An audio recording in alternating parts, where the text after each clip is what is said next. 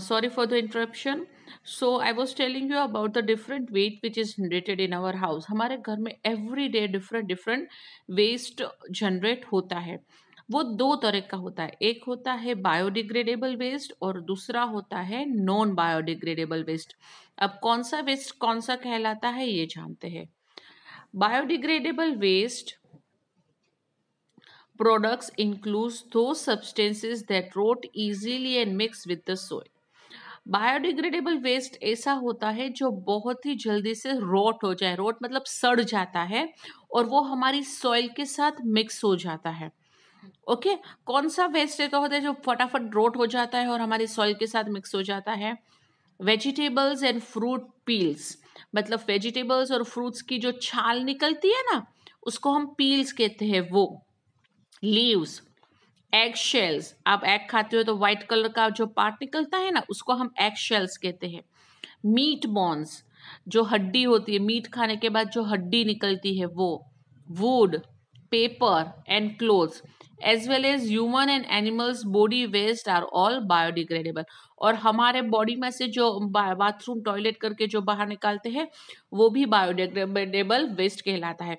तो ये सारा वेस्ट है जैसे कि वेजिटेबल्स एंड फ्रूट्स के पील्स होते हैं, लीव्स होते हैं, egg shells, meat bones, wood, paper, clothes, human and animal से जो वेस्ट निकलता है वो सारा बायोडिग्रेडेबल वेस्ट कहलाता है. क्यों कि वो जल्दी से सड़ जाता है और वो हमारी सॉइल के साथ मिक्स हो जाता है और वो सॉइल के साथ मिक्स होने के बाद सॉइल को अच्छी बना देता है. ये सारी चीज़ अगर सॉइल के साथ मिक्स हो जाएगी तो सॉइल हमारी ज़्यादा अच्छी बन हो जाएगी.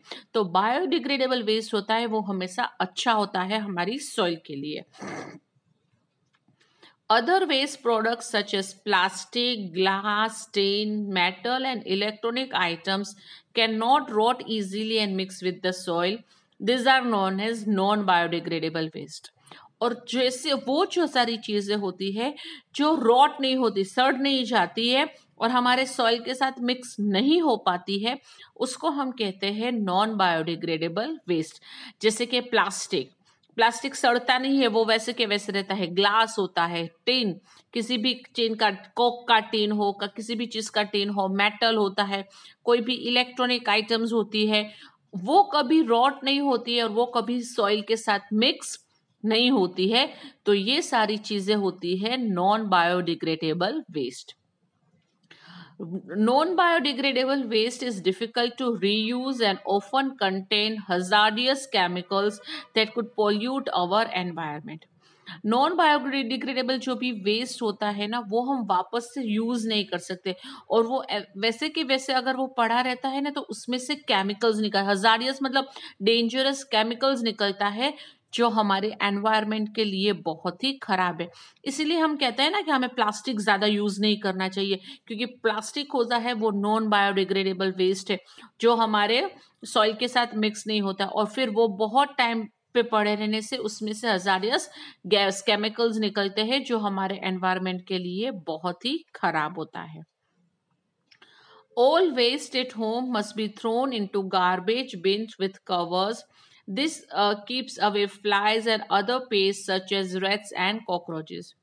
जितना भी वेस्ट हमारे घर में होता है या फिर वो बायोडिग्रेडेबल हो या फिर नॉन बायोडिग्रेडेबल हो हमें डस्टबिन में, गार्बेज बिन में डालना चाहिए जो ऊपर से कवर होता है.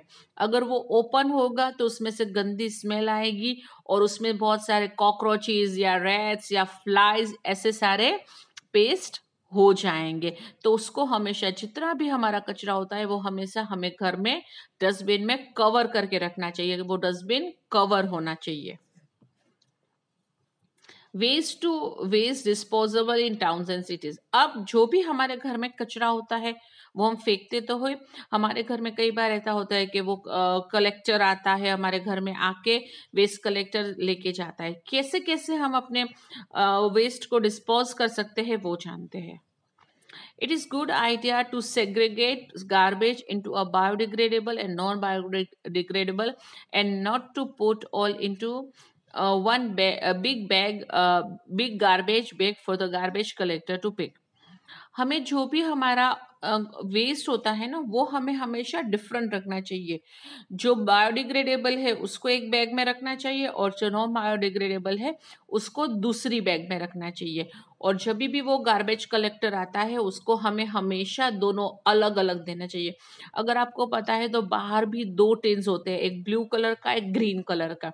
तो ब्लू कलर में हम सब बायोडिग्रेडेबल डालते हैं, जो अगर सॉइल के साथ मिक्स भी हो जाए तो वो सॉइल को अच्छा करते हैं।